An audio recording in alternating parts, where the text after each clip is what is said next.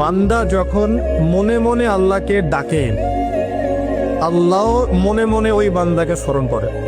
আপনি রাতে শুয়ে আছেন, মনের মধ্যে অনেক কথা, হয়তো অনেক দোয়া আছে, চাওয়া পাওয়া আছে, কষ্ট যন্ত্রণা আছে।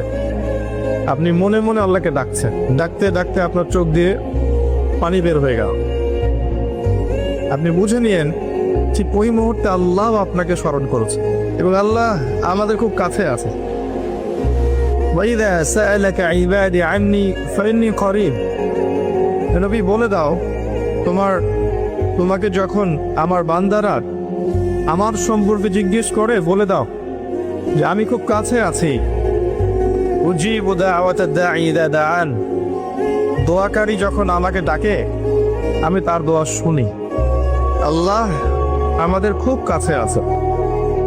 কত কাছে? যদি আপনি মনে মনে আল্লাহকে স্মরণ করেন, আল্লাহ মনে মনে আপনাকে স্মরণ করুন।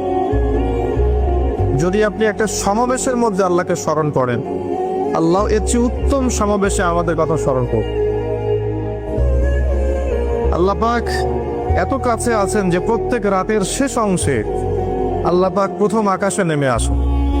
আল্লাহ নেমে আসাটা কেমন সেটা আমরা ব্যাখ্যা করতে পারবো না। এটা ব্যাখ্যা করার জ্ঞান যোগ্যতা কোনোটাই আমাদের নেই। আল্লাহর রহমত নিকটবর্তী হয়।